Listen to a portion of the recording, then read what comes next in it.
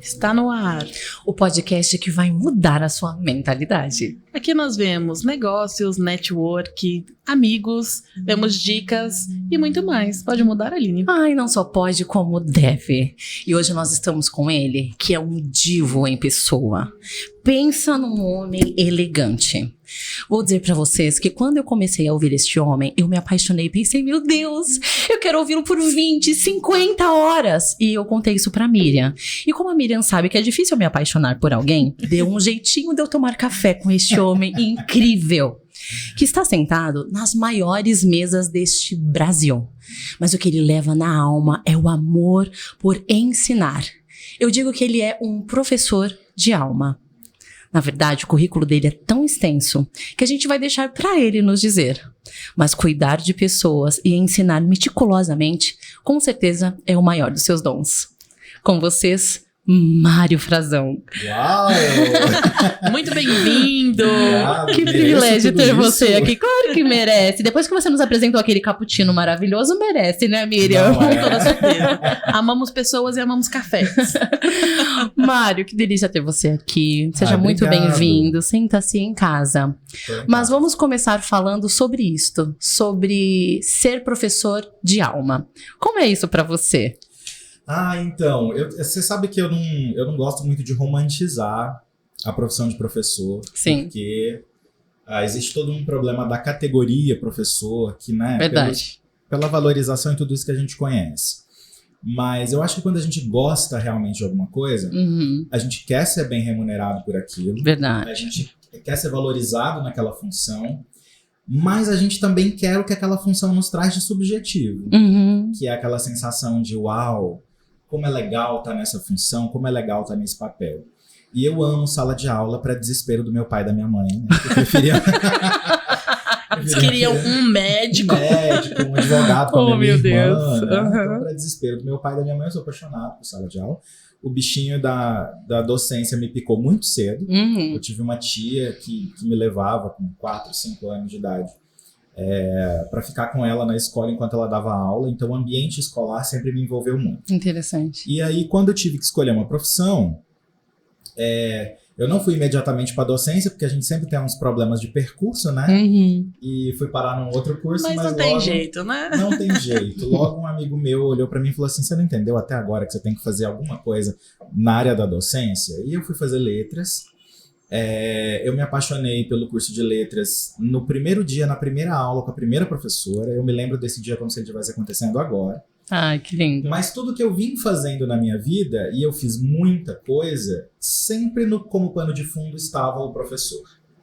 Né? Fui gestor muito cedo.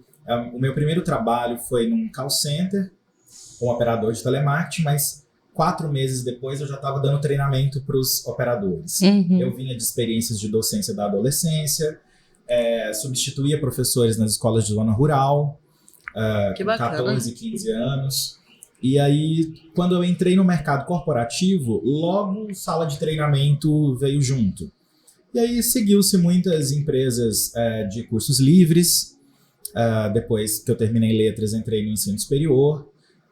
Passei muito tempo fazendo formação de professores, que é o que eu gosto. Então, tanto a formação inicial, os cursos de pedagogia, letras, quanto também formação continuada de professores que já estão na rede.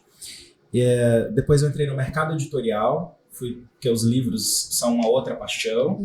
E aí virei editor, primeiro revisor, depois editor, depois ghostwriter. Ghostwriter é uma coisa interessante porque nem todo mundo conhece, sabe? Nos fale mais sobre isso. Já íamos perguntar. É um termo que nós conhecemos no dia da sua aula. Ah, mesmo? No dia da sua aula, e a gente achou sensacional. Eu já conhecia, mas a forma com que você fala é muito mais fácil e didática, né?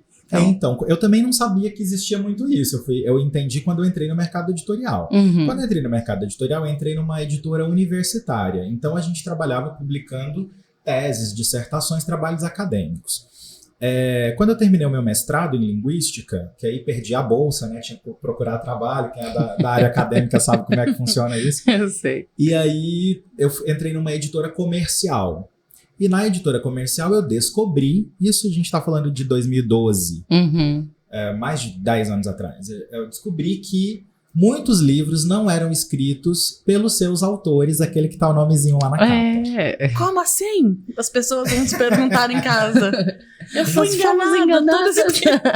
Aí entra uma grande discussão, que é qual é o princípio da autoria? O que é ser autor de alguma coisa? Uhum.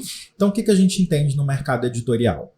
Que quem escreve o livro é uma pessoa que sabe escrever, que tem uma técnica de escrita, né? Uhum. Que sabe fazer todo aluno de ensino médio tem aquela fala com o professor de redação. Nossa, eu tô cheio de ideias, mas não sei como tirar da minha cabeça e pôr no papel. Bom, tem profissionais que sabem tirar da sua cabeça e pôr no papel. Esses são escritores profissionais. Ok. Então a gente tem pessoas por aí, empresários, atletas, políticos, artistas, que têm excelentes ideias, excelentes histórias, excelente conteúdo, mas não tem a técnica. Não consegue Entendo. pôr no papel. Ou se for pôr, coloque em uma página. Resume Olha, tanto. prosperar de uma página para 300 páginas meu Deus. E aí que entra o ghostwriter. O ghostwriter ele é um escritor profissional, que ele é contratado por uma pessoa que quer publicar um livro, e ele transforma a história dessa pessoa em livro. Ok. Ou o conteúdo dessa pessoa em livro. Então, como ghostwriter, eu escrevi hoje mais de quase 70 obras, acho que um pouco, 71 obras talvez, porque tem algumas para sair, emprestando para a pessoa, para o autor, a minha técnica de escrita, Entendi. traduzindo as ideias dele para uma obra. Então, assim, eu sempre brinco nas minhas aulas, nos meus treinamentos, que talvez o seu livro de cabeceira, aquele livro que você goste muito, tenha sido escrito por mim. Já pensou que maravilhosidade isso? E aí, o mercado editorial também se mostrou profissionalmente ser muito promissor. Uhum. Eu embarquei no mercado editorial, mas não larguei a docência. Eu trabalhava na editora o dia todo e dava aula à noite. Nesse meio tempo de ghostwriter, eu tinha que estudar muitas coisas, muitas que não faziam muito parte do meu universo. Uma dessas coisas foi a psicanálise. Na verdade, eu já tinha estudado um pouco na faculdade de letras, mas quando eu me tornei ghostwriter, ela voltou muito forte. Então, eu me formei psicanalista e recentemente resolvi voltar ao consultório, que é uma coisa que eu não fazia muito. Então, tenho a psicanálise, tenho trabalho com ghostwriter, hoje eu tenho uma editora minha, que é o selo Luzes Editorial, e tenho também uma produtora de conteúdo que constrói treinamentos e palestras para pessoas que são excelentes treinadores, excelentes palestrantes, mas não têm o tempo de pôr a bunda no computador e produzir PowerPoint, plano de aula, dinâmica, ferramenta. Então eu empresto os meus talentos para essas pessoas, para elas poderem chegar mais longe, e eu fico muito feliz com isso. Ou seja, ele tem 48 horas no dia dele, porque não é possível. Aí entra uma coisa muito, muito importante, Miriam, assim, que é uma coisa que a gente ensina muito para as pessoas, mas eu gosto quando a gente ensina e também faz em casa, né? Que é formar equipe. É importante. Formar um escritor não é uma tarefa fácil. E as pessoas que trabalham comigo hoje, tanto na minha editora quanto na minha produtora de conteúdo, elas estão comigo há 4, 5 anos. Que legal. As mais jovens. São pessoas apaixonadas, assim como você? São pessoas apaixonadas, que eu talvez até um pouco mais, e pessoas assim que demonstraram um interesse tão grande em aprender que eu me dispus a ensinar. Que legal. A ensinar os segredos mesmo. Porque, por exemplo, hoje os profissionais que trabalham comigo, eles poderiam estar trabalhando por si mesmos, né? Poderiam abrir suas empresas, mas a gente cria esse vínculo de ensino-aprendizagem que cria uma conexão tão forte que a gente fala assim, olha, eu até poderia ir sozinho, mas eu prefiro ir junto com você. Legal. Então vamos junto. Lindo isso. Muito bacana. É tão maravilhoso quando é visceral na pessoa o amor, porque você contamina o outro e o outro quer a sua luz. Não é pra acabar com a sua luz, mas é pra expandir mesmo aquilo que tá dentro de você. Isso é muito bom. Mas vamos começar pelo começo. Como foi sua infância, Mário? Conte pra nós. Você disse que tem uma irmã. Sessão de terapia.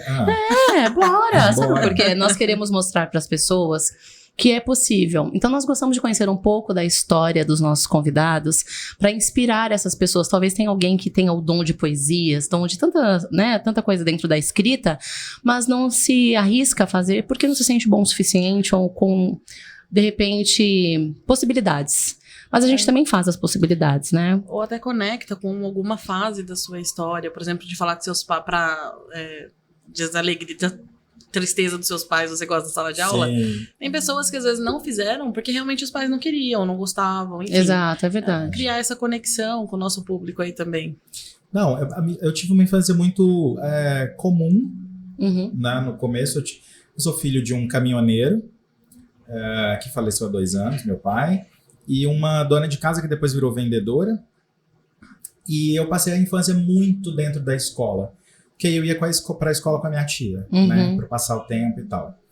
E essa minha tia teve em mim uma influência muito grande, porque eu, muito pequeno, eu enxergava nela, como professor, uma pessoa bem-sucedida. Que é uma coisa que a gente não costuma, né, olhar os professores. Mas eu enxergava nela uma pessoa bem-sucedida, porque as pessoas calavam para ela falar. Que lindo isso. E isso, para mim, era um princípio de autoridade. Uhum. Né? Ela não precisava de grande esforço para que as pessoas a escutassem. Em algum momento da minha infância, claro que isso não é uma memória, mas eu imagino que em algum momento da minha infância eu devo ter dito, quero também fazer isso, quero também ocupar esse lugar. E por isso a escola foi sendo para mim um ambiente muito comum, muito agradável. E tudo que eu fazia na escola. Eu ia pro contraturno na escola, gente. Quem é que faz isso, né? Uma criança totalmente normal. Absolutamente. Neurotípica. E 2 coisas faziam muito parte da minha vida. A escola e a igreja. Uhum. Tanto é que eu entrei pro seminário. Eu saí de casa para entrar no seminário. Eu fui frade franciscano. Uau! Dos 17 para os 18 anos. Hoje, olhando para minha história, depois de muitos anos de terapia, Sim. eu entendo que foi meio que a forma que eu encontrei de sair de casa. Sim. Né? Porque acabou que depois isso não se essa vocação religiosa não se demonstrou tão forte assim. Foi a forma que eu achei de sair de casa, num período conturbado da minha família e tal. E o meu pai, caminhoneiro, tinha só o ensino fundamental e ele sempre dizia, vou fazer tudo o que eu puder para vocês estudarem. Uhum. E essa frase sempre ficou muito forte na minha cabeça. Uma cidade pequena, interior, o estudar sempre, eles esperam que tenha ali um DR na frente, né? E aí, olha como é engraçado, eu, né, posso até estar no doutorado, ter um DR de verdade, Sim. mas por estar no meio da educação e das ciências humanas, a gente não sustenta esse título na sociedade. Interessante. A sociedade prefere chamar de doutor quem tem as profissões de prestígio social, como doutor, como médico e advogado, mesmo que eles não tenham um título de doutorado. É verdade. Mas isso já é uma ferida curada. Que bom! Muitas sessões de terapia e autoanálise. Isso não é mais um problema. E aí você diz que você então tentou sair, né? Teve esse recurso de sair de casa. E logo cedo você já estava ensinando pessoas. Por volta dos 14 anos você já estava ensinando... Eu acho que até antes. Sabe aquela coisa de catequese, escola dominical, sim, né? Sim. Eu acho que é o princípio de muita gente. Então sim. eu me lembro, por exemplo, de ter 10 anos de idade. A Miriam já tá se Nossa, identificando. inclusive. Eu me lembro muito, assim, de ter 10 anos de idade. Eu fiz primeira Eucaristia com 9. Então eu tinha 10 anos de idade, eu indo para casa de uma senhora que dava catequese comigo para fazer plano de aula. Então aquela foi a minha primeira experiência, assim, qual é a passagem bíblica dessa aula? Que legal. Qual é a dinâmica que a gente vai fazer? Vamos cantar tal música com as crianças. E se a gente tirasse as crianças da sala e fosse pro pátio da igreja? E ali você já tem a primeira noção de como se constrói um plano didático, né? Verdade. E óbvio que você pode gostar ou não, mas o conhecimento tá ali. É o que você vai fazer com esse conhecimento que depois que vai te direcionar ou não para essa carreira. Então, muito cedo, com 10 anos de idade, eu já ensinava, né, nesse contexto. Depois a minha tia começou a me proporcionar essas substituições de professores. E era um contexto de sala de aula muito dos anos 90, com pouquíssimos recursos, né? Você mal tinha uma Xerox disponível. Um livro didático que talvez você, como professor, não gostasse, mas era o que tinha para usar. E às vezes eu entrava em sala de aula há 14 anos para dar aula pro EJA, com gente de 30, 40. Uau! Então era um desafio que eu amava. Amava, Incrível. sabe? E eu fui carregando isso para a vida. Tanto que quando entrei nas empresas, isso logo me puxou. Hoje eu penso o seguinte, que quem se propõe a ensinar ganha mais do que quem se propõe a aprender. Porque quem ensina tá aprendendo 2 vezes. Porque toda vez que eu ensino uma coisa para você, eu preciso ensinar para você de uma forma diferente, porque você tem uma outra proposta de aprendizagem, você tem uma outra forma de observar o mundo. Então, se eu ensino para você de uma forma e para Miriam de outra, eu aprendi aquele mesmo conteúdo 2 vezes, de 2 formas diferentes. E aí a carreira do professor, se ele se atenta para isso, é uma carreira de construção de sabedoria, que é diferente de conhecimento, que é diferente de informação. Né? Se eu entro no Google hoje, eu tenho uma gama de informações. Se eu consigo pegar essas informações e aplicar essas informações num contexto prático, eu transformo essa informação em conhecimento, que eu trago para a minha vida. Agora, se eu conecto esse conhecimento com a minha vida e as experiências e as vivências que eu tenho sabedoria. E aí a carreira de quem quer ser não só professor, mas um sábio. Que coisa linda. Carreira sensacional. É legal que começa bem cedo, né? Essa gana dentro de nós de fazer acontecer. E a sua trajetória é bem semelhante à minha, porque com 10 anos eu era regente das crianças na minha igreja. Com 13, eu era professora da escolinha dominical, entende? Entendo, claro que eu te entendo, porque eu também. E aí eu fui fazer magistério e fui ser professora de apoio em São Paulo. E era interessante porque eu tinha 19 anos dando aula para pessoas muito mais velhas do que eu. A Lili deu Você aula não pra vai mim. fazer isso. Tá brincando. Juro, ela foi uma professora substituta de uma professora que faltou. Sei lá, tava na sexta, por um sétima período série. de tempo, eu era professora de apoio na escola que a Miriam estudava. Revelações nesse podcast de hoje, hein? Revelações. Meus cabelos brancos estão escondidos aqui. Mas é muito interessante porque eu amava. Eu era muito nova, 19 anos, bem moleca. Então, eu conquistava essa galera e eu dava aula para os adolescentes, né? Do 6º ano em diante. Então, eu conquistava essa galera realmente pelas dinâmicas que eu levava. Então, eu nunca escrevia na lousa. Eu ditava e todo mundo escrevia, porque no finalzinho eu passava uma dinâmica para ganhar toda aquela turma. Então, era uma coisa muito legal. Mas tinha em mim uma frustração, que é aquilo que você falou sobre a falta de apoio financeiro para os professores, né?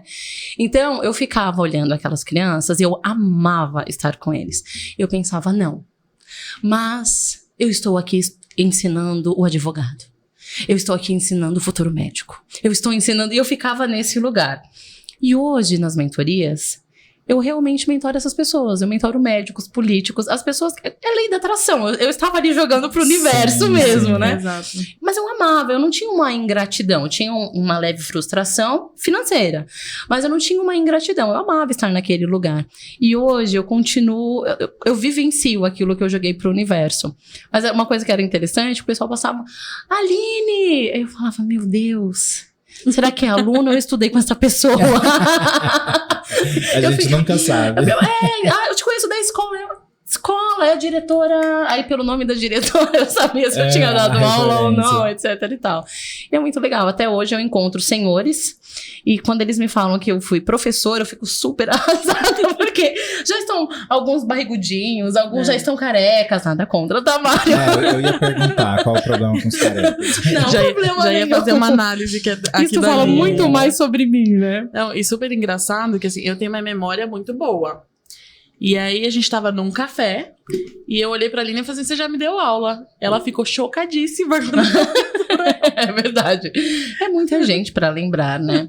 Você reencontra alunos assim, tem essa nostalgia? Como é ter tocado a alma de tantas pessoas? Nossa, é muito... Eu já encontrei um aluno que hoje é médico e num pronto-socorro uma vez. Eu tenho muitos alunos que me seguem nas redes sociais, alunos que foram meus alunos 2011, 10, 12, e que continuam lá. E de vez em quando eu posto algumas caixinhas, algumas coisas no Instagram, e sempre tem umas homenagens que a gente nunca tá preparado para aquelas homenagens, para dizer de como você foi importante e tal. Eu tenho aluno que se tornou cineasta, tá fazendo filme na África hoje. Eu tenho ex-alunos que eles nem deixam eu dizer que são ex-alunos, que eles dizem que continuam aprendendo. Que lindo. Mas a gente cria vínculos, né, muito fortes. Eu acho que quando eu faço formação de professores, formação continuada principalmente, Eu tento fazer os professores perceberem isso, o quanto é importante a gente estar na escola para formar vínculos, muito mais do que ensinar. Porque o processo de aprendizagem, a abertura do processo de aprendizagem é afetiva, né? A gente fala muito sobre afetividade na educação. Afetividade é tudo aquilo que te afeta. Só que a gente quer afetar de uma forma amorosa, que a gente também pode afetar de uma forma violenta. Verdade. Então a gente quer afetar de uma forma amorosa. Então como um professor afeta um aluno, né? E como é que essa afetividade constrói essa pessoa do futuro? Você está gestando ali dentro da sua sala de aula. Então isso para mim é muito importante. É muito importante a gente, na minha visão, entender a educação como um processo formativo do ser humano, né? E não com... Eu fico muito irritado quando as pessoas querem transformar a educação em curso profissionalizante.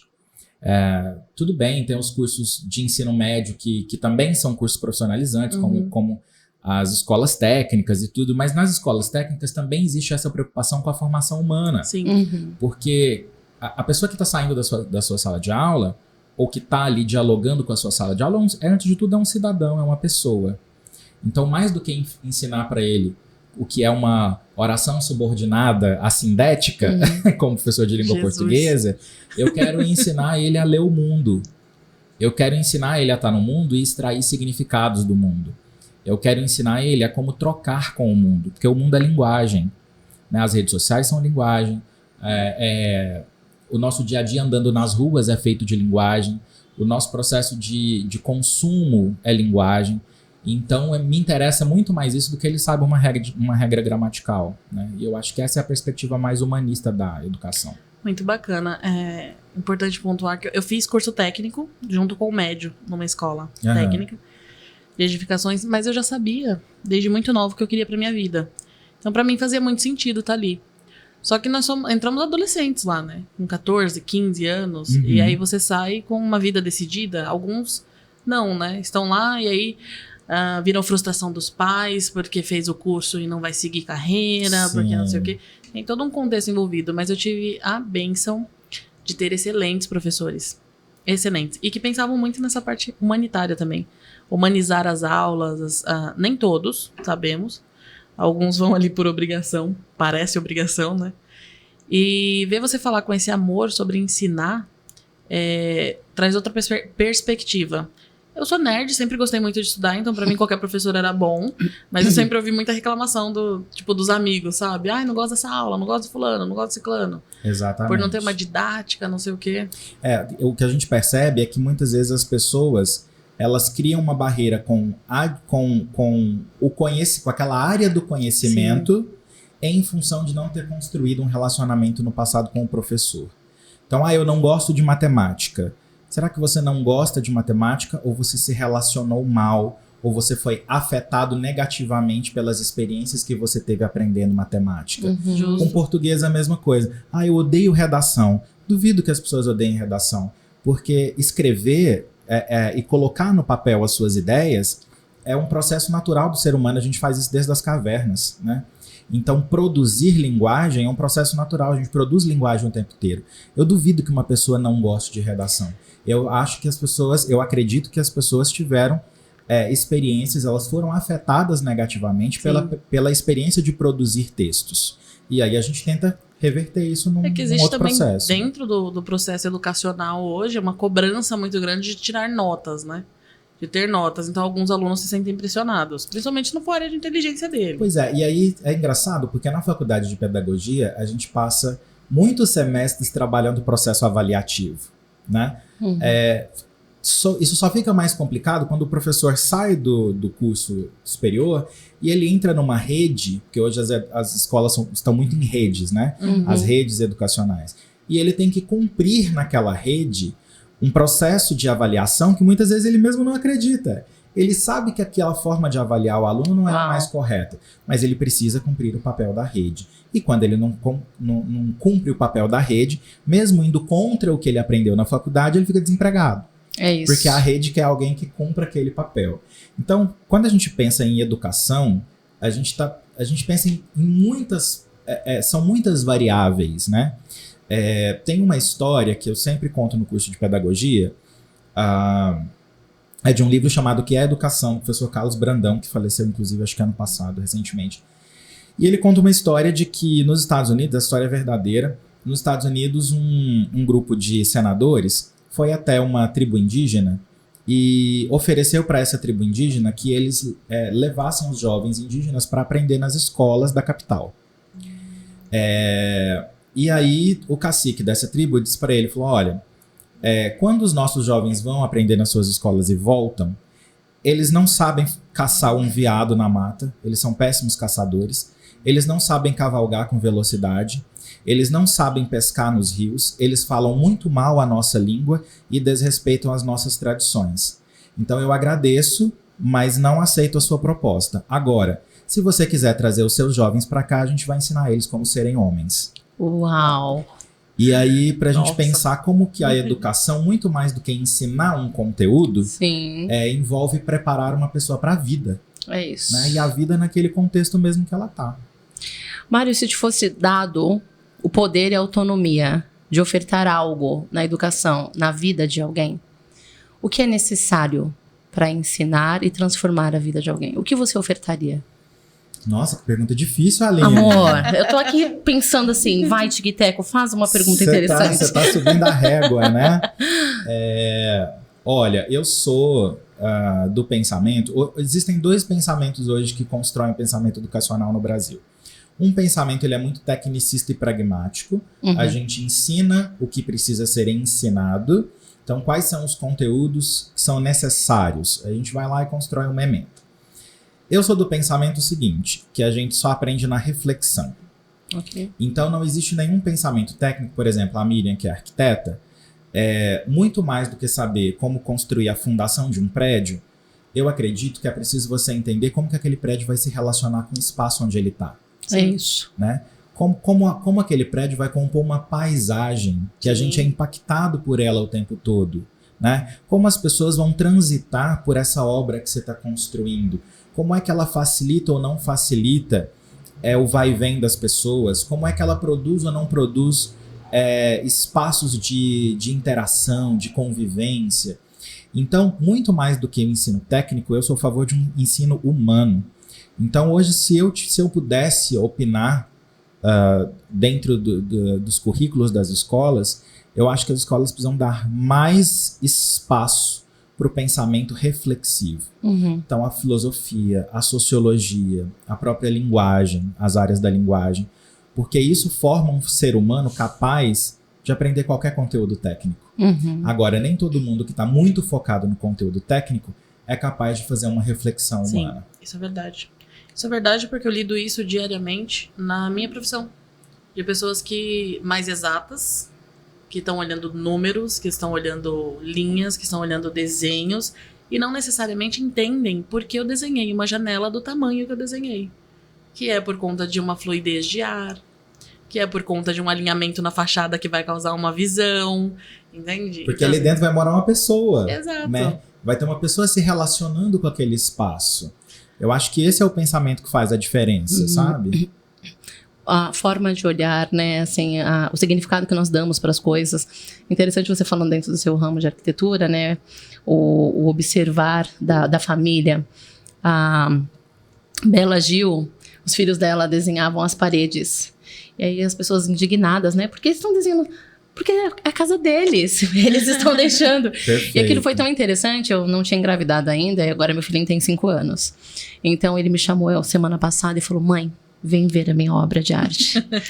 Eu respirei fundo e quando eu fui tinha muita coisa colada na parede de uma forma que realmente só uma reforma para poder tirar.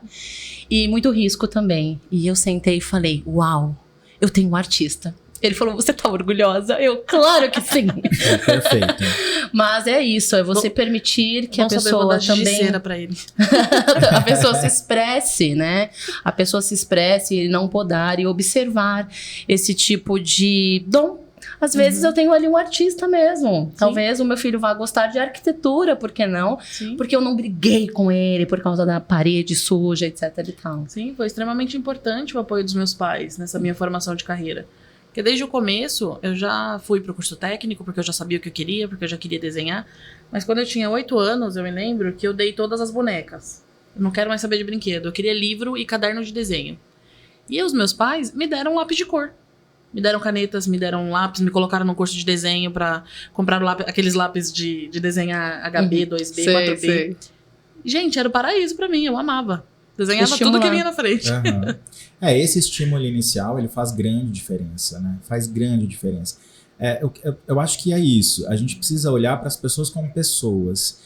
Aí é um ponto que a psicanálise também teve um papel muito importante, assim, na minha forma de enxergar tudo isso, porque a gente entende um pouco melhor como funciona, né, esse processamento psíquico das pessoas, porque nós somos uma mente. Uhum. Né? Eu estava conversando isso com uma amiga ontem.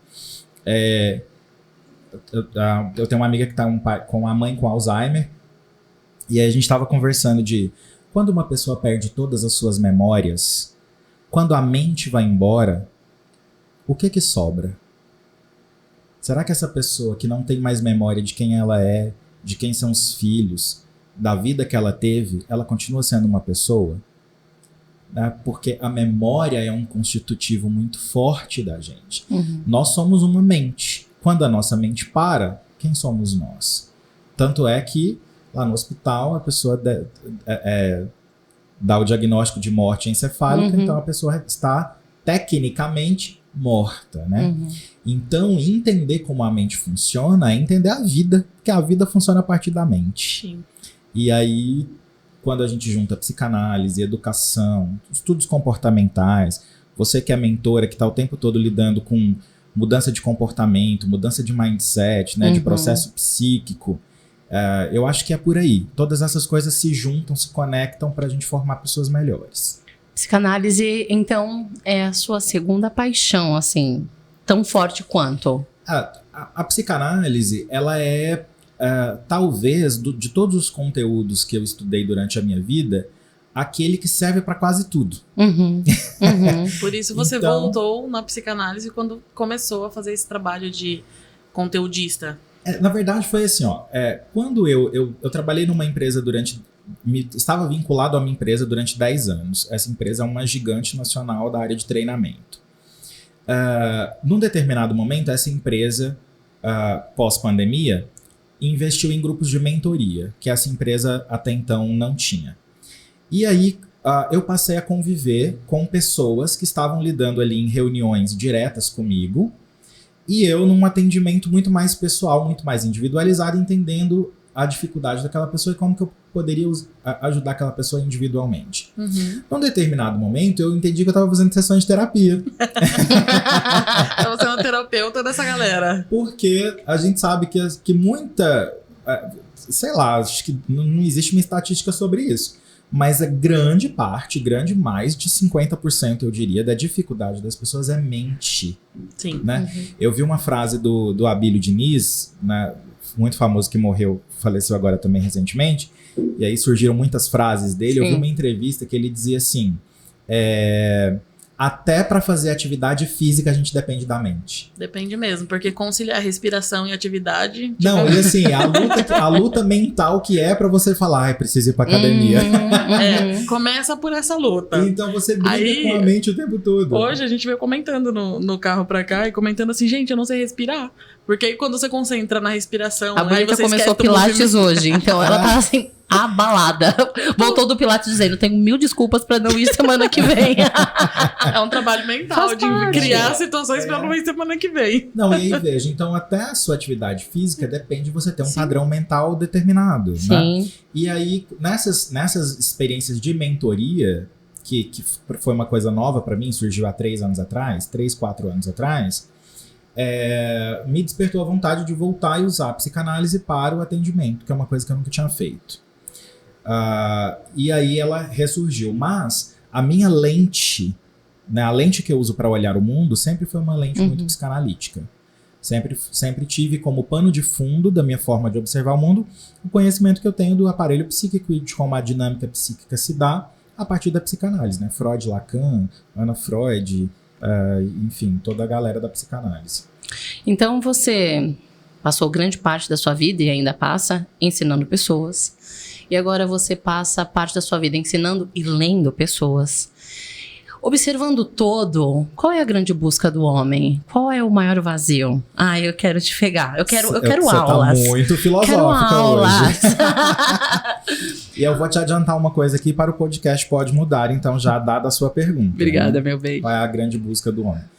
O meu próximo livro que sai agora, eu não sei, né? Tô lutando para que ele saia esse ano. Ok. Se chama Aceite o Seu Vazio. Uau.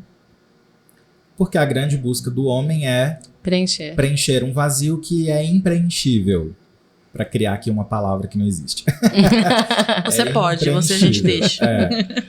Porque nós vivemos o vazio que a gente sente, ele é o que possibilita a gente viver. Porque tem uma imagem que tem umas psicanalistas que eu sigo que usam e que eu me apropriei dela, que é o jogo do Resta 1. Já viram o jogo do Resta 1? Que é aquele tabuleiro em forma de cruz, que tem várias peças e só tem um buraquinho vago no meio.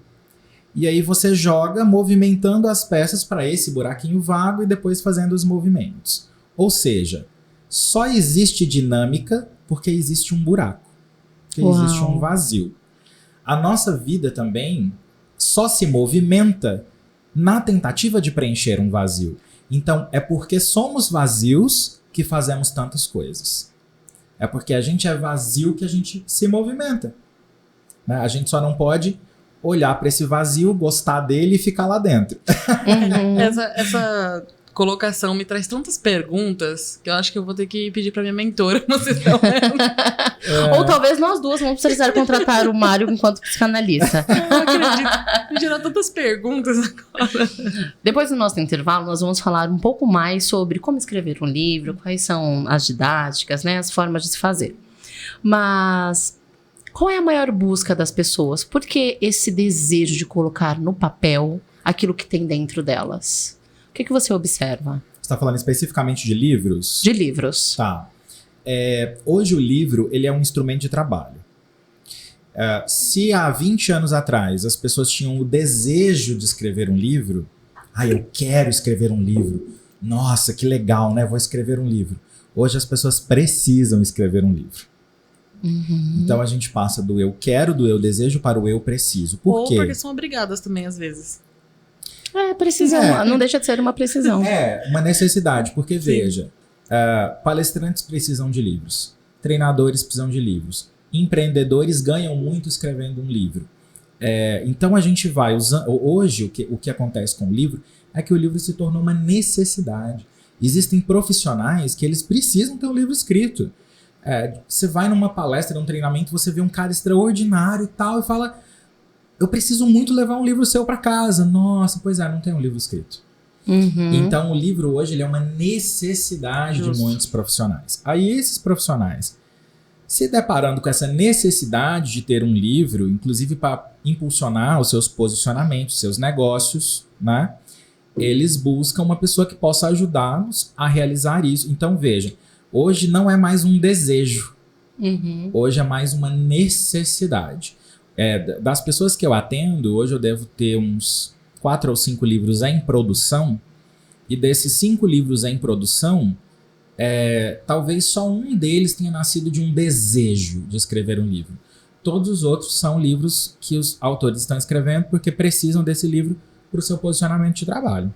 Pelo fato de deixar de ser um desejo e ser quase que uma obrigação, começou a ser um pouco mais banal esse tipo de coisa? Começou, aí essa fala é muito boa. É aí que o meu trabalho faz a diferença. Porque veja, muitas pessoas pedem cursos meus, né? Inclusive vocês duas falaram. Sim. Pedimos. E aí eu tenho testado algumas coisas para saber se eu fosse lançar um curso meu, do que eu lançaria. Sim. Como todo mundo hoje está falando muito sobre comportamento, então se você vai para o empreendedorismo é comportamento, para o empresariado é comportamento, se você vai para a espiritualidade é comportamento. Verdade. Então a gente está rodando muito no ciclo do comportamento. Eu vou lançar um curso recentemente agora chamado Psicanálise para Não Psicanalistas. Por quê? Porque muita gente quer trabalhar no campo do comportamento, quer escrever sobre comportamento, mas são rasos. Sim. Não tem um conhecimento que dê solidez para aquilo que eles querem dizer. Perfeito. Muitas vezes tem histórias de vida bacana, mas nem eles mesmos sabem a gente tenta extrair o método das pessoas, né? Uhum. Eu venci um câncer. Como você fez para vencer um câncer? Uhum. Nossa, gente, realmente, como que eu fiz? Então elas não sabem transformar a história em método. Uhum. E aí entra o meu trabalho da minha equipe, que é de dar uma solidez teórica, Sim. de dar um embasamento para as histórias dessas pessoas e para o que essas pessoas querem dizer. Então, a gente atua muito fortemente em conteúdo de qualidade, que tem embasamento científico, que tenha conceitos bem delineados e que, por mais que diga respeito à sua história de vida individualmente, que ela possa trazer ali conhecimentos que são universais, de filosofia, de psicanálise, de psicologia, de sociologia, Uhum. né? Aí está o trabalho diferenciado do ghostwriter. Bem, eu estou aqui, confesso que em sofrimento. Porque preciso escrever um livro, e aí é precisão. Porque quando eu preciso, geralmente é para o outro. Não, mais de um. Não é sobre mim. Mas eu sou uma escritora que digo que estou escrevendo um livro já tem pelo menos 5 anos. Porque é verdade, comecei e parei. Você tá abaixo da média, a maioria tem de 15 anos pra cima. Então tá bom. Aí, ó, tá super bem, tem mais 10 de bônus. Fui obrigada a ser coautora em um livro e foi muito interessante. Miriam também foi coautora. Mas tenho 3 projetos em andamento. Então, é claro, esperta que sou. Depois dos nossos comerciais, eu vou ter uma aula aqui a respeito de como escrever um livro e como começar, ter o andamento e terminar o projeto. É claro que os meus 3 livros precisarão sair logo mais. Mas se eu fosse você, não saia daí. Será uma aula maravilhosa com o nosso professor de almas.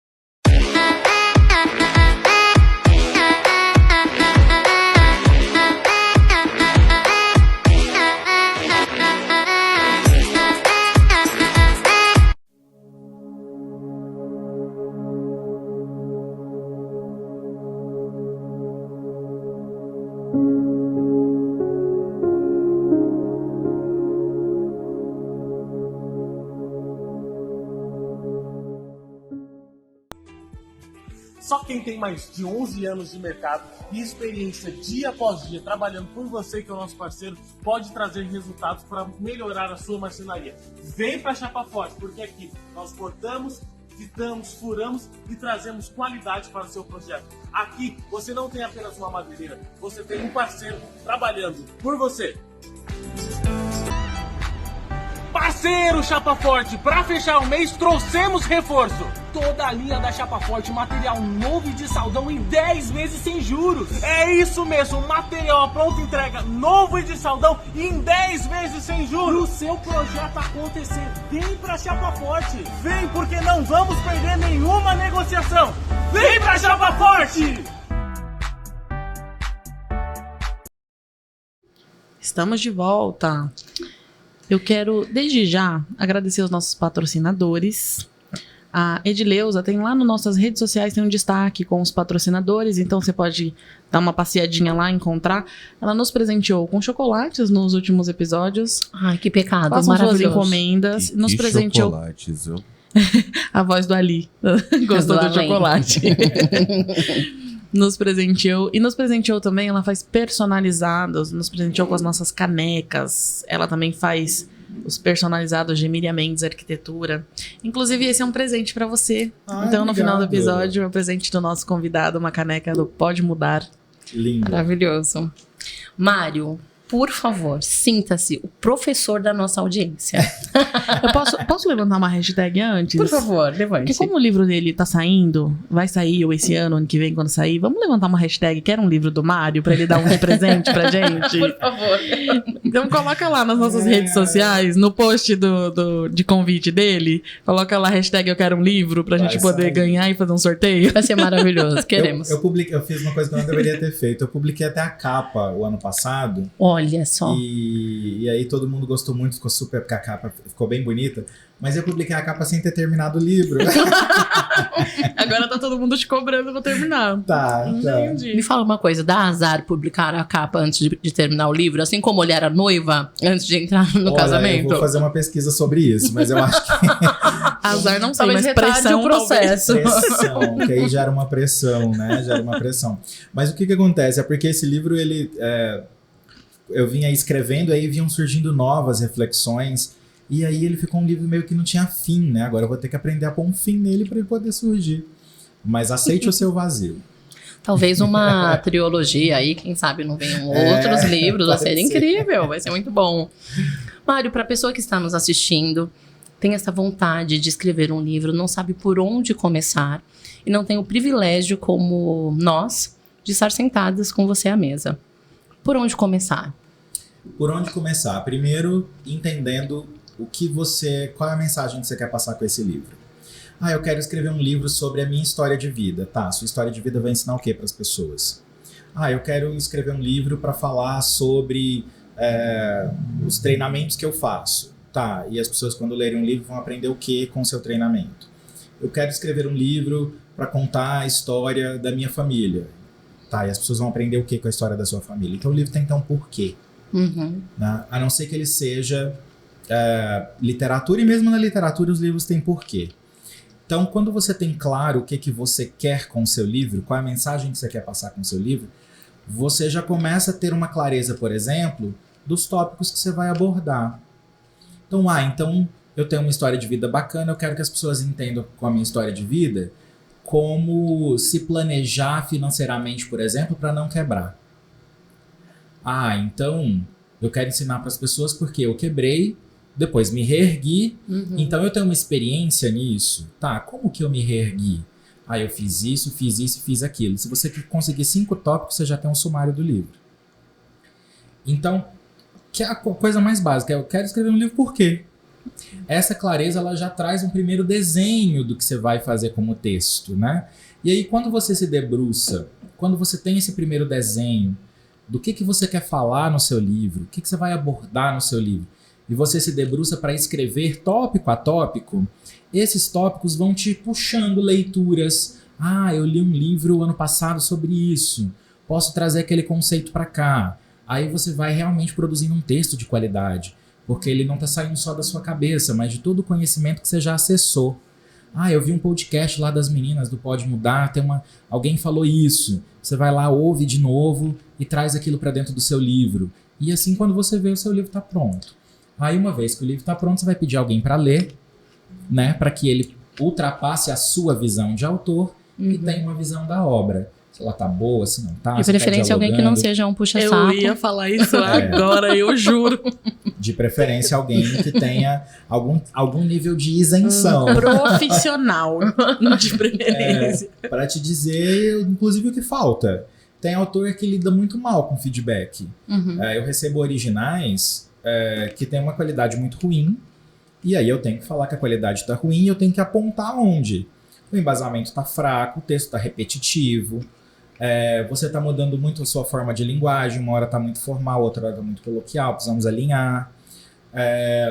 Esse tópico seu, talvez você possa produzir um exercício para ele ficar mais palpável para as pessoas, está faltando uma mensagem final, está faltando uma mensagem inicial, e tem gente que lida muito mal com esse feedback. Tem gente que... essas pessoas geralmente desistem. Crianças feridas. Livro. Essas pessoas geralmente desistem. Ou então deixam o livro lá no cantinho, porque ela vai digerir aquele feedback que quebrou a expectativa dela, até ela ter coragem de voltar e mostrar aquele original para as pessoas. Agora, esse feedback também precisa ser feito de uma forma cuidadosa, com humanidade. Uhum. Porque por que as pessoas, os alunos do ensino médio não gostam de redação? Porque em algum momento alguém pegou uma redação daquela pessoa, daquela criança, Exato. e falou, você não sabe escrever, né? Nada do que você coloca no papel faz sentido. Isso cria um bloqueio para escrita. Principalmente quando fala assim, uma redação de tema livre. Uau, complicado. Sobre o que você vai escrever? Você pode escrever sobre 1 milhão de assuntos. É igual alguém pedir pra você, falar assim, faz uma story agora. Tipo, agora é igual redação de tema livre. É um pouquinho isso. Nosso treinamento de oratório. Exatamente. Assim, grava um story pra eu avaliar. Assim, ai meu Deus, e agora? O que eu vou fazer? As pessoas não querem ser rejeitadas, né? Sim. Então, o não fere bastante. A maior dor que as pessoas carregam... Existem 2 grandes dores que as pessoas carregam. Frustração e culpa. A frustração é porque a gente realmente... e aí eu falo que existe um conflito geracional. A minha geração, também a geração de vocês, dos 30 a mais, claro. A gente não precisa falar quanto mais, gente, né? eu jurei que todo mundo tinha entendido que eu tenho 19, que horror. Poxa, Mário. Veja bem, eu menti a Você minha acabou idade. de frustrar ela. Eu mentia a minha idade até o ano passado. Jura? Juro. Depois eu falei, gente, um psicanalista não pode Precisa. mentir a idade, né? Qual o problema que esse psicanalista tem com envelhecer? E aí eu vou fazer 40 esse ano, né? Ai, que maravilhoso. E a pele não conta porque a minha dermatologista é excelente. Ai, me apresente. Então, mas assim, a dor da frustração, a gente nasceu querendo ser aceito, querendo ser bem recebido. Só que os processos da vida são processos de rejeição. A vida não vai te aceitar o tempo todo, ao contrário. Verdade. A vida vai te rejeitar o tempo todo até que um dia você construa a sua possibilidade de ser aceito. Só que as pessoas não sabem lidar com isso. E aí, qual é o conflito geracional? A nossa geração foi uma geração que cresceu com pais muito menos propensos e com condições de dar aquilo que a gente queria. Meu pai não pôde me dar todos os brinquedos que eu quis. O meu pai não me proporcionou as viagens que eu quis fazer. Eu tava lá sentado na escola, entrava um vendedor na sala de aula para vender uma coisa super interessante, eu chegava em casa pro meu pai comprar, mesmo que fosse livros. Meu pai não tinha dinheiro para comprar. Isso aconteceu com o mocinho do curso de inglês, com o mocinho do curso de informática. Então a nossa geração, ela tá muito mais fortalecida para a frustração, porque nós nascemos num contexto social e econômico diferente. Essas gerações que nasceram hoje, como seu filho que tem 5 anos, minha sobrinha também vai fazer 5, elas nasceram numa geração de pais que atendem todas as demandas. Verdade. Então, quando essas demandas são totalmente atendidas, quando esse adulto perder um emprego, vai acontecer o que com essa pessoa? Ela vai achar que perdeu a vida, porque ela não está preparada para ser frustrada. Então, a maior dor que a gente carrega, uma das maiores dores é a dor da frustração. Só que a dor da frustração é a constante da vida. Né? As crianças hoje estão crescendo sem ter passado por processos de frustração. Logo, na idade adulta, quando o namorado terminar com ela, quando ela perder o emprego, quando ela não for selecionada, qual é a capacidade de resistência, de musculatura emocional que esse adulto tem? Né? Muito frágil. E a outra dor que a gente tenta superar é a culpa. A culpa é um pouco o avesso da frustração, porque a culpa é um sentimento que a gente internaliza uma demanda da sociedade e se sente culpado por não conseguir atender. Eu estava lidando com isso essa semana com uma pessoa que eu atendo, que está no dilema de colocar ou não colocar a mãe, justamente essa outra pessoa, a mãe com Alzheimer no asilo. Porque está sem condições de cuidar dentro de casa, não consegue pagar 2 cuidadores porque tem o turno e o contraturno. Sim. E ela tá lá assim, no fim da exaustão física e emocional, e não coloca a mãe no asilo porque ela pensa o que as pessoas vão falar sobre mim. Então, se ela fizer isso, a culpa pesa tanto que eu prefiro me desgastar, chegar ao nível da exaustão física e emocional para não carregar comigo um processo de culpa. Então, quando a gente lida bem com frustrações e a gente internaliza menos a culpa que vem de uma demanda da sociedade que a gente não conseguiu atender, a gente vai carregando uma vida mais leve. No processo de escrita de livro, a frustração é muito grande, porque as pessoas, até você ter um livro publicável, elas vão te dizer que não tá bom. E qual é a capacidade que você tem para entender que não tá bom e transformar o que não tá bom em bom? Digerir e transformar em melhoramentos. Porque o feedback é isso, né? Eu digo pra você, esse roteiro que você criou não tá bom. Aí você me devolve, tá, e como eu posso fazer pra ele melhorar? Eu vou te dizer, você vai melhorar nesse aspecto. Você pode ficar super chateada comigo, que não te amei, que não, né, que te rejeitei, e chorar e pedir demissão porque esse lugar é um ambiente tóxico de trabalho. Ou você pode sentar e falar, tá, então ele me deu os direcionamentos, vou tentar fazer e mostro de novo. Você me mostra e eu digo, olha, muito bem, você acertou aqui, esse aqui continua errado. Faz novamente. E assim a gente vai aprendendo. E se fortalecendo, né, pra tal coisa. É muito interessante, a raiz de rejeição te leva ao perfeccionismo e aí são prisões que você vai tendo, né? E eu tenho uma dificuldade severa de exposição da minha mente. Então, eu, por incrível que pareça, já ganhei alguns concursos. Então, na escola eu ganhei um concurso de poesia e depois eu ganhei concurso de texto e encenação, competindo com primeiro 9 mil crianças, depois 45 mil, e eu ganhei em primeiro lugar. Uau! Então, em algum nível, eu era estrábica, então eu compensava sendo excelente em outras coisas. E hoje eu tenho uma severa dificuldade de exposição das coisas que eu escrevo. Então, eu já compus músicas e pessoas gravaram em seus CDs, etc e tal. Mas eu tenho uma dificuldade em relação à escrita de um livro, por exemplo. E aí eu mostrei pro meu irmão... Só que meu irmão é meu fã. Então, qualquer coisa que eu escrever, se o cravo brigou com a rosa e eu estou copiando alguém, ele vai falar, meu Deus, que incrível. Eu falei, só que você não pode mostrar pra ninguém, porque isso é como se eu estivesse assim, me despindo pra pessoa. E ele, numa balada, mostrou pras meninas. Tinha umas meninas chorando. Ela falou, deixa eu ler pra você. E leu parte do meu livro. Olha, que diferente. Na balada, essas meninas me mandaram áudio. Eu amei o seu livro. A questão é que são pessoas que não sabem o que estão falando. Será? Então, eu tenho essa dificuldade de exposição. Veja bem, se eu que trabalho me expondo, dando treinamento, cuidando de pessoas, tenho essa grande dificuldade, quanto mais a pessoa que nunca se atreveu a falar em público. Por onde começar a perder? Eu começo, então, mostrando para o meu irmão, essa pessoa que está lá em casa agora, nos ouvindo, te entendendo, mas eu vou escrever para ser criticado? Será que talvez eu precise de um estímulo familiar ou de um amigo? Por onde eu começo? Aline, eu acho que a gente começa pensando se isso realmente tem um significado tão profundo para você que você queira realmente ousar vencer esse medo. Vou explicar por quê. Legal. Eu tenho medo de altura. Tá. E você precisa estar na altura para quê? Se você realmente precisa estar nas alturas e isso tem um significado muito forte para você, vale a pena você enfrentar e construir uma estratégia para enfrentar esse medo. Se estar nas alturas não faz o menor sentido para você, porque afinal de contas você mora numa casa, no térreo, você vai vencer o medo das alturas para quê? Fica com ele, não tá te proporcionando nada. Então, eu tenho medo de mostrar a minha escrita. Tá? Qual é o profundo significado que tem para você que as pessoas acessem a sua escrita? Se esse significado realmente faz muito sentido, né, é importante, tá ali dentro do seu rol dos desejos, né, o seu id tá lá pulsando para que as pessoas vejam isso, aí a gente pode pensar de onde vem esse medo, entender de onde vem esse medo. Esse medo é o medo do julgamento, esse medo é o medo de eu ser criticado, esse medo é o medo das pessoas não me amarem, não gostarem de mim e descobrirem que eu faço alguma coisa ruim. Então aí a gente vai tratar isso. Né? Essa necessidade de amor, no caso. O quanto vale mais para você publicar o que você escreveu para ser amado ou por um desejo genuíno de se comunicar. Porque se a pessoa quer publicar para ser amada, né, talvez seja melhor ela tirar umas fotos na praia que todo mundo vai elogiar. Um biscoito. Né? Porque aí ela vai geralmente ganhar elogios.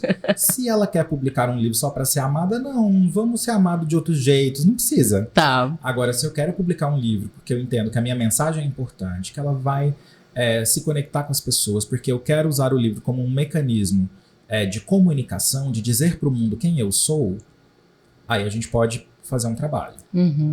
Muito bem. Então, essa pessoa que está em casa entendeu que se o amor, se a mensagem é maior que o mensageiro, né? Se ela quer tocar vidas, etc e tal. Mas ela se inspirou, como você disse, numa fala do Pode Mudar, se inspirou num filme que ela assistiu. Como colocar isto no papel sem ser um plágio? Nossa, essa pergunta é muito boa, porque, assim, na verdade, um dos escritores, um dos linguistas que eu pesquiso, se chama Mikhail Bakhtin. Ele é um russo que escreveu no começo do século XX, e ele tem uma expressão muito interessante. Todo aluno de letras já leu o Bakhtin, alguns de pedagogia também, que ele diz assim: nenhum escritor é Adão. Ou seja, nenhum texto é original. Sensacional. Uau! Por quê? Porque quando eu escrevo, eu coloco no papel todos os conhecimentos que me atravessaram. Né? Nós não somos um plano, nós somos um patchwork.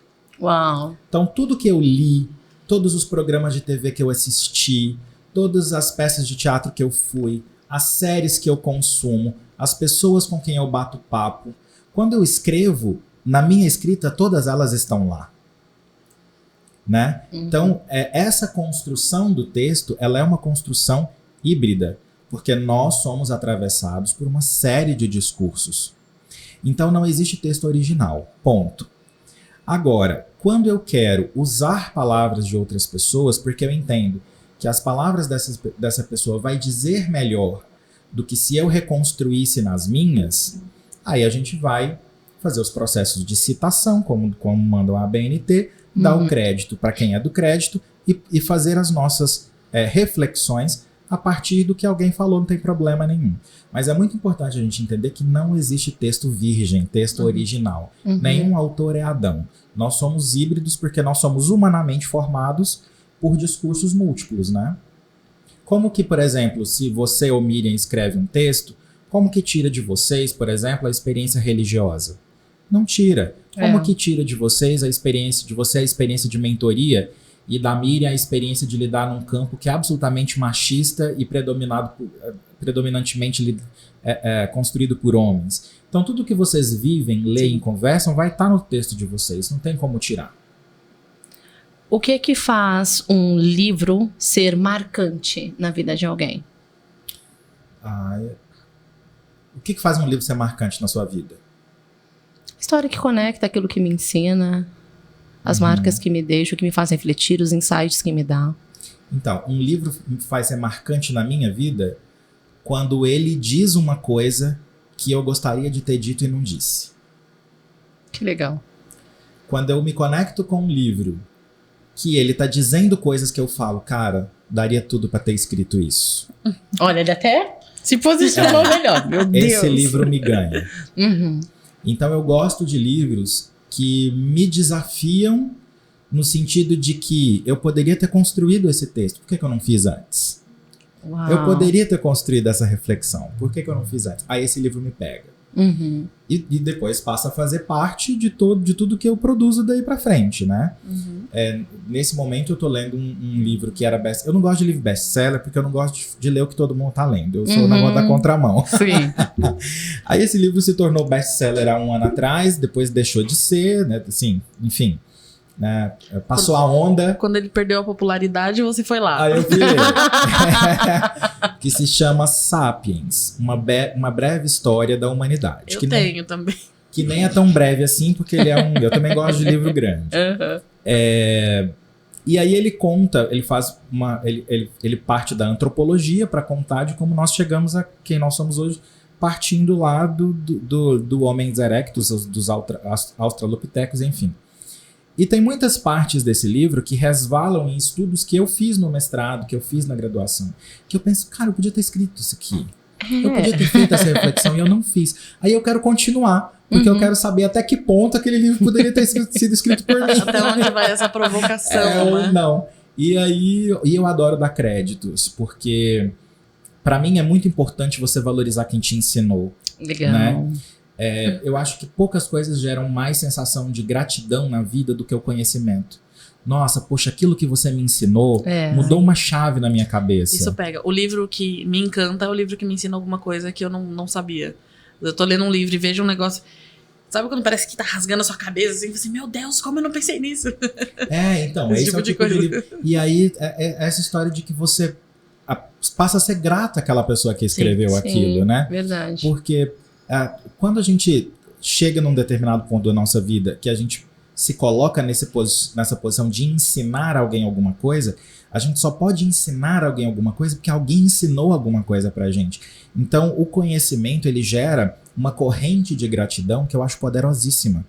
Então, eu sou muito grato a quem me ensinou, as pessoas às quais eu ensinei são muito gratas, e isso cria uma conexão gerada pelo conhecimento. O conhecimento é poderosíssimo, mas o conhecimento só é poderoso quando você se propõe a tirar o conhecimento de você e fazer ele chegar até o outro. Se o conhecimento fica só em você, ele não tem poder nenhum. Só para aumentar a sua vaidade. Tem uma frase muito interessante, mais ou menos assim, que diz que para um homem ser completo, ele precisa ter um filho, plantar uma árvore, escrever um livro. O quanto você concorda com isso? É difícil. Porque eu penso assim, de tudo isso que eu mais concordo é plantar uma árvore. Vamos plantar árvore, gente. Que maravilha. Vamos plantar árvore. Vamos cuidar do meio ambiente, na Vamos verdade. cuidar do meio ambiente. Eu sou uma pessoa da sustentabilidade, eu separo meu lixo, tem tudo isso. Não peço comida em aplicativo para não vir aquele bando de isopor horroroso. Então, plantar uma árvore, vamos plantar uma árvore, gente. Eu me engasguei até. Agora, ter filho, acho que não é uma necessidade. Ninguém precisa. Aliás, a população do mundo, né, tem aumentado vertiginosamente. Um planeta não suporta essa quantidade de gente. E eu acho que a gente só precisa escrever um livro se a gente tiver alguma coisa para dizer.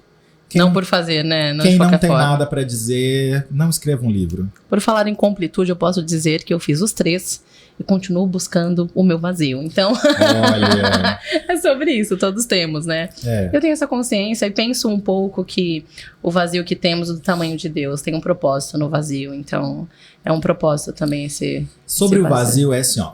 A gente precisa entender que o vazio existe. Que é importante. Ponto, né? O vazio, ele tem direito de existir dentro da gente. Quanto mais a gente luta para ocupar um vazio, mais vazio a gente se sente. Verdade. Porque a gente está olhando sempre para onde? Pro vazio.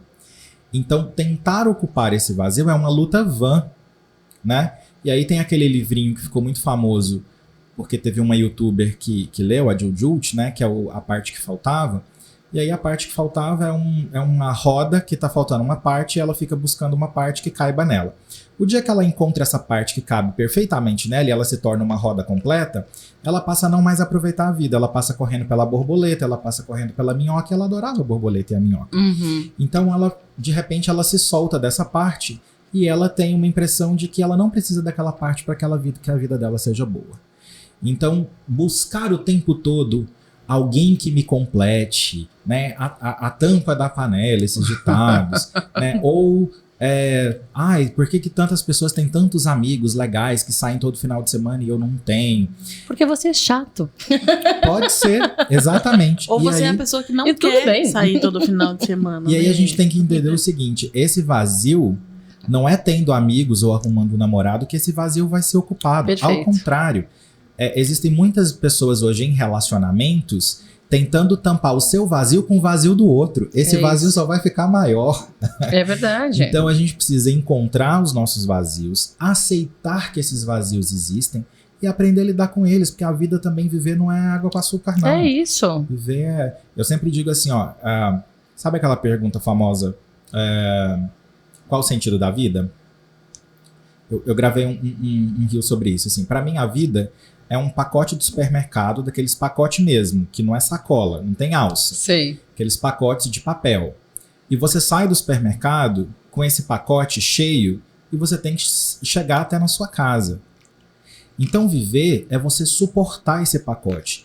Dentro desse pacote tem traição, tem luto, tem pessoas que morrem, tem coisas que não dão certo, tem frustração. E o que é viver? É você suportar tudo isso. Você tem que chegar com isso em algum lugar. Quem não tem musculatura emocional para suportar tudo isso, sucumbe. Verdade. Né? Aí vai parar, vai estagnar, vai ficar preso no mesmo lugar. Não. Carregue o seu pacote. A vida é isso. Mas eu tô sofrendo muito. Tá mesmo. o que a gente vai fazer com isso? O sofrimento não vai desaparecer. Não é você se porque as pessoas hoje estão medicadas, né? A gente vive numa sociedade medicada. Então não é tomando um remédio para dormir que você vai acordar no outro dia e o sofrimento vai desaparecer. O problema foi então, embora. Carrega o seu pacote, cara. Vamos lá. Aceite. É isso. E quando você tem essa autoconsciência, essa aceitação, você começa a observar que os outros também estão carregando seus pacotes. Então você só passa e faz. Exato. Te entendo. E não adianta você carregar o pacote do Não outro. adianta. O pacote leva o seu. Mas tem muitas pessoas também sofrendo, levando os próprios pacotes e tentando pegar o do outro. Sim. Tem Não muito. dá certo. Não dá certo, não dá certo. Não dá certo. Sempre quando chega alguém pra conversar comigo, eu tô sofrendo. Nossa, que bom. Mas que bom. Você tem uma oportunidade com esse sofrimento. Vamos entender que esse sofrimento, por que ele chegou na sua vida, o que ele tá querendo te dizer? Uhum. E vamos entender que você é capaz de suportar esse sofrimento, porque a vida é isso. Perfeito, É perfeito. isso. É quando os mentorandos chegam, Aline, meu filho adolescente tá dando problema. Eu falo, que bênção! Se não tivesse dando problema, se não tivesse tendo embates aí, teria algum problema. Mas que bom, o caráter sendo forjado, maravilha. Mas, por falar em problemas, quando nós contratamos um ghostwriter ou um escritor, é para humanizar aquilo, é para tentar fazer melhor. Mas nós temos, então, a era digital, inteligência artificial. Queremos polêmicas. E eu vejo muitos rios de como escrever um e-book com um chat GPT. Por dia. Um e-book por dia. E Ai, faz meu não sei Deus. o quê, e dá comando não sei o quê. E daqui a pouco essas pessoas estão ensinando a vender isto que nem foram elas que escreveram. Foi uma... Eu sei que a tecnologia vem para nos ajudar. Mas eu percebo que estamos perdendo a mão. E daqui a pouco as pessoas não querem mais raciocinar por si. Como é que é isto pra você, por favor? Nossa, Sem filtros. Vamos lá. tem certeza que vocês Não, querem entrar tem nesse que ter assunto? algum. Tem que ter um Amiga, filtro, tem que desculpa, ter alguns. tem que ter. Senão vão derrubar a gente. Primeiro, eu sou uma das pessoas que milita contra o uso do termo inteligência artificial. Não existe inteligência artificial. Toda inteligência é humana. Adoro. Não existe inteligência na artificialidade. A artificialidade é um mecanismo de repetição. Você programa, não tem os programadores? A gente programa a tecnologia para ser capaz de reconhecer um padrão e repetir uma resposta para aquele padrão que ela reconhece. Então não existe inteligência artificial. Toda inteligência é humana. Inteligência é um termo que não pode ser usado para artificialidade. Falando especificamente sobre os aplicativos de escrita, o que os aplicativos de escrita fazem? Eles reproduzem, eles têm acesso a um universo de informações que quando você dá um determinado comando, ele entende o ponto de vista que você quer dar para o texto que ele vai construir. Existem determinados comandos que modelam a linguagem desse aplicativo e ele vai buscar nesse universo de informações que ele tem as informações que precisam e vai te dar uma devolutiva textual sobre aquilo. Esses aplicativos, eles têm um tempo de corte, ou seja, é muito comum você jogar lá no ChatGPT. Eu acho que o último corte do ChatGPT é março de 2022. Era setembro de 2021, agora está em 2022 em algum mês. Ou seja, se você perguntar quem morreu a partir de 2022, ele acha que está vivo, porque ele ainda não tem acesso a essa informação, ele tem um ponto de corte. E tudo que ele te devolver é um grande plágio, é uma grande paráfrase de tudo que já existe. Ou seja, se todos os humanos hoje parassem de produzir textos, a gente só teria informação até março de 2022. Uau. Então o ChatGPT só consegue te dar alguma coisa porque tem humanos, como eu, escrevendo e publicando. Sem a inteligência humana, esses aplicativos não reproduzem nada. Quem se contenta a produzir um livro, a produzir um e-book com um aplicativo de inteligência virtual, se contenta com a ausência do novo. Se contenta com a repetição do velho. Com os mesmos tópicos de 7 maneiras de você empreender melhor. Quem se contenta com isso, tá tudo certo, né? Quem se contenta com a mediocridade das informações prontas, tá tudo certo. Agora, se você quer realmente escrever alguma coisa que faça diferença, um livro que daqui a pouco você vai poder construir um treinamento sobre ele e todo mundo vai comprar as inscrições porque o seu livro foi absolutamente tocante, fez a diferença na vida daquelas pessoas, o aplicativo de inteligência artificial, o aplicativo de repetição de texto virtual, não vai te ajudar a chegar nesse resultado. Então, nada substitui a inteligência humana. Que profundo isso. Incrível. Já, assim, quando você leva para a artificialidade, né, quando você...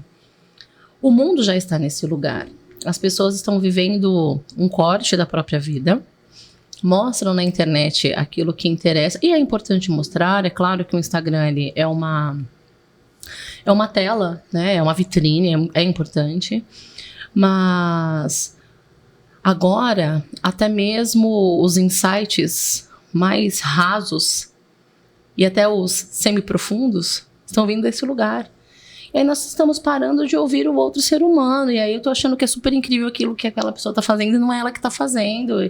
E estamos aplaudindo esse tipo de coisa. E onde vamos parar? Porque eu vejo as pessoas reclamando tanto, né? Dessa juventude com esses cantores aí, essas cantoras fazendo orgia no palco, etc e tal. Mas tá, essa geração veio de quem? De quem ficava atoladinha na praia, e a outro que ralava na boquinha do tchan, filho de quem dançava na boquinha do tchan. E é uma sucessão de escolhas destes pais. O que as pessoas não entendem é que elas também estão escolhendo agora. E amanhã é o trabalho delas que vai estar sendo substituído. Não é que a gente precise parar de evoluir. Não, a gente precisa evoluir. Mas acredito que filtrar e também se posicionar de uma forma honesta. Porque eu acredito que beira o desonesto ali. Você está tirando o trabalho de outras pessoas. Você está tirando... E vendendo, você entende? E vendendo este conhecimento superficial para aquela pessoa que está desesperada. Enfim, às vezes é aquele pai de família que só tem aquele dinheirinho, vai investir naquele curso e foi um curso superficial. Exato. Entende? Para não dizer que eu sou completamente contra os aplicativos de inteligência virtual, eu acho que a gente precisa entender quais os usos deles, exato, que não afrontam a nossa capacidade humana de criar. Então, por exemplo, eu e a minha equipe, a gente usa o ChatGPT como assistente de resumos e estatísticas. Legal. Então, por exemplo, ele nos ajuda a buscar estatísticas. É uma forma de te ajudar, mas não de te substituir. Exato. Então, às vezes tem um livro que a gente já leu 50 vezes, a gente quer uma informação prática dentro do livro. A gente usa o ChatGPT para nos dar essa informação dentro do livro, para a gente não ficar com o PDF aberto procurando muito tempo, mas a gente jamais usa os textos que ele produz, porque aquele texto que ele produz não atende ao nosso padrão de qualidade. E eu acho que se eu fosse um leitor hoje e estivesse lendo um texto, um livro produzido pela inteligência artificial, eu me sentiria enganado.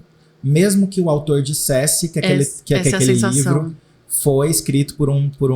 Porque não foi ele. Aí a autoria dele não é nem a ideia e nem o texto. Porque veja que interessante, no trabalho de Ghostwriter, eu falo isso para os meus clientes.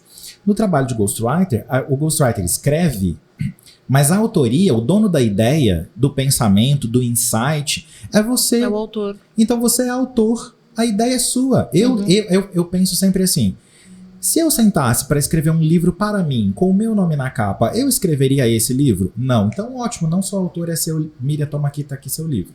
Você é autora, eu sou só o escritor, só o técnico. Eu sou só o técnico que transformou aquilo em ideia. Quando você produz um livro pelo ChatGPT, você não é autor de nada. Você não é autor nem da ideia, nem do argumento e nem da técnica da escrita.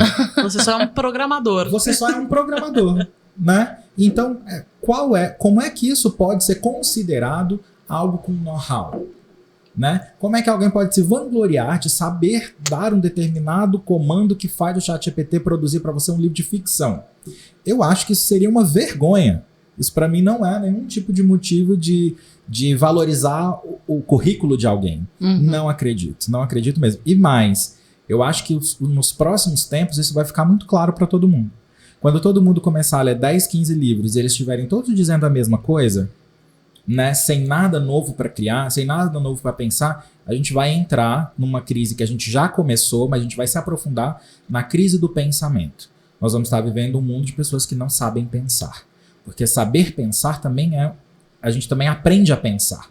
Saber pensar também é um método, né? Os filósofos da antiguidade clássica gregos, africanos, egípcios, nos ensinavam a pensar. O que a gente tem com eles são modelos de pensamento, né? Quando a gente vai para as tragédias clássicas, né, Antígona, Édipo, a gente tem ali um modelo de pensamento, de pensar valores, a formação política das sociedades. E aí a gente que lê os clássicos, a gente tem modelos de pensamento, a gente sabe pensar. As gerações que não vão para os clássicos, que não têm essa oportunidade, ou que não acham que isso é importante, elas não sabem pensar. Aí o que elas vão fazer? Reproduzir. Isso é preocupante. Efeito manada. Sim. Totalmente, efeito manada. Então, no seu trabalho, você escreve pela pessoa, expandindo a ideia inicial, e você também faz o acompanhamento. Então, a pessoa que quer te contratar também pode estar ali, ela mesma, escrevendo o texto, e você Sim. orientando na escrita. Eu tenho 3 modelos. São 3 modelos de trabalho de publicação. Uma quando a pessoa tem um texto pronto, e ela me contrata para fazer só a edição. Então, eu vou fazer a leitura crítica daquele texto. Que né? é o que você falou antes, né? De criticar os pontos ruins para melhorar. Isso. E vou dar a oportunidade dela publicar. Obviamente, se ela atender todos os meus critérios e melhorar o texto, dou a oportunidade dela publicar pelo meu selo. A segunda possibilidade é contratar uma mentoria de escrita. Na mentoria de escrita, você escreve, mas a gente escreve junto, capítulo a capítulo.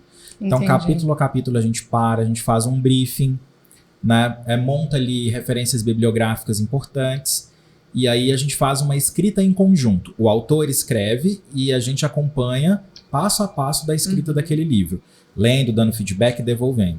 E o outro modelo é como ghostwriter, né? Aí eu tenho os meus métodos de ghostwriter. Alguns se baseiam em reuniões gravadas, onde eu tento extrair de você o seu conhecimento naquele tema, passo isso para texto e depois encaixo ali conhecimentos que são meus, mas eu acho que fazem sentido com os seus. Interessante. E aí a gente constrói um livro em que eu escrevo, mas que a base da ideia e do argumento são suas. Muito bacana. Isso é maravilhoso. O mundo precisa que nós deixemos, de certa forma, um legado. Porque quando não se tem a mente, o que é a pessoa? E quando você não está, o que ficou? Né? Quando nós fizermos a passagem, enfim, cada um na sua crença, o que é que nós podemos deixar também para esse mundo? Porque reclamar do mundo é fácil. Fazer algo é importante, né? É de extrema importância. Mas, Mário, no final do nosso podcast, nós que somos do Pode Mudar, invertemos os papéis. Os pastéis é ótimo. Eu acho que você tá com fome. Invertemos os papéis. Então, você tem a oportunidade de fazer uma pergunta. Eu gosto disso. Para a Miriam e outra para a Miriam também. Não, é uma para cada uma. Fique à vontade. Então, Miriam, vou começar com a Miriam, porque eu sou um apaixonado também por arquitetura. Legal. Adoro viajar para conhecer outros processos de construção de paisagens, né? Sim. Eu acho que a arquitetura é muito rica de elementos humanos. E eu queria entender de você como que você acha que o seu jeito de fazer arquitetura melhora a vida das pessoas. O meu jeito de fazer arquitetura melhora a vida das pessoas porque eu escuto elas. Eu escuto os meus clientes, geralmente são famílias, inclusive as crianças que vão virar adolescentes, o que gostam, porque aquela casa tem que fazer sentido para a rotina daquela família. Então, se eles fazem as refeições juntos, se eles recebem muitas pessoas, se eles têm horários tabelados ali, todo mundo é muito prático. Inclusive a rotina da praticidade, de olha, eu sou uma pessoa prática, então ela vai sair daqui, vai fazer isso, vai pegar uma coisa ali, para ser uma coisa linear, sabe? Então, eu acredito que melhora porque eu escuto elas para pegar o que elas sonham e aí usar a técnica, que é o que eu aprendi na faculdade, aprendi no curso técnico, para transformar isso em realidade, em possibilidade, porque também tem pessoas que chegam com um sonho que, eu quero uma jacuzzi no meu quarto e outra não sei aonde. Tá, mas vamos para a realidade. Então, encaixar todo esse contexto do sonho nos custos, na personalidade, na estética e trabalhar todos os sentidos também do conforto para o ser humano. que é um ser humano que tá habitando ali, né? Então, ventilação, luz natural, todo o contexto de conforto ali pra habitar aquele lar. E você já teve que fazer alguma coisa pra alguém que você não gostava, achava que era de um gosto meio duvidoso, mas você fez para atender o cliente? Já tive que fazer, mas consegui convencer o cliente. E aí, já teve um também que eu não consegui convencer, aí eu abandonei o projeto. Eu falei assim, olha... Se você achar feio, você não faz? Não é que eu achei feio. A questão não é feio. Era uma coisa que era inviável. Entendi. Para o contexto. Então, o gosto é da pessoa, né? O gosto é da pessoa. Eu falo assim, quem vai morar na casa é a pessoa. Eu tenho o meu gosto pessoal, mas eu não deixo influenciar. Porque a pessoa precisa amar o lugar que ela vai morar. Eu quero que ela olhe pra casa dela, esteja na casa dela. Uma poltrona confortável, eu falo assim, a minha casa é maravilhosa. Eu fiz o melhor investimento da minha vida tendo contratado a Miriam. Que legal. E não que ela esteja lá e fale assim, nossa, essa casa tem a cara dela. Entendeu? Exato, é isso. É a cara de quem mora. Mas não fazia sentido no projeto o que o cliente queria. Então eu falei assim, olha, as nossas ideias não estão batendo, não faz sentido isso, e eu acho que você está desperdiçando o seu dinheiro me contratando. Porque eu vou fazer um projeto que você não vai usar. Ou eu vou ser obrigada a fazer uma coisa que eu não acho que vai funcionar. Entendeu? Excelente. Porque pra mim é isso, pra mim a arquitetura é vida. As pessoas vivem nos lugares. Sim. Então, mais do que o lugar estar bem construído, né, o que existe de possibilidade de vida ali dentro? Agora, pra Aline, eu vou devolver uma pergunta que você fez pra mim, porque eu sou desses. Pronto. Eu tenho certeza que ela queria fugir disso, eu tenho certeza. Eu sou desses, porque no começo você me perguntou assim, qual que é a busca do ser humano? E você é uma mentora que lida com vidas e com buscas. Então, pra você, qual que é a maior busca do ser humano? Eu acho que a maior busca do ser humano é o pertencimento. O ser humano tem essa necessidade de pertencer. Então, quando você começa a cuidar desse ser humano, tem algo que foi deixado lá atrás, é uma questão com o pai ou com a mãe, ou pertencer ao universo dos pais, ou pertencer ao núcleo onde ele está. A maior necessidade do ser humano é o pertencimento em algum nível. E quando ele descobre que ele pode se bastar, ele é livre.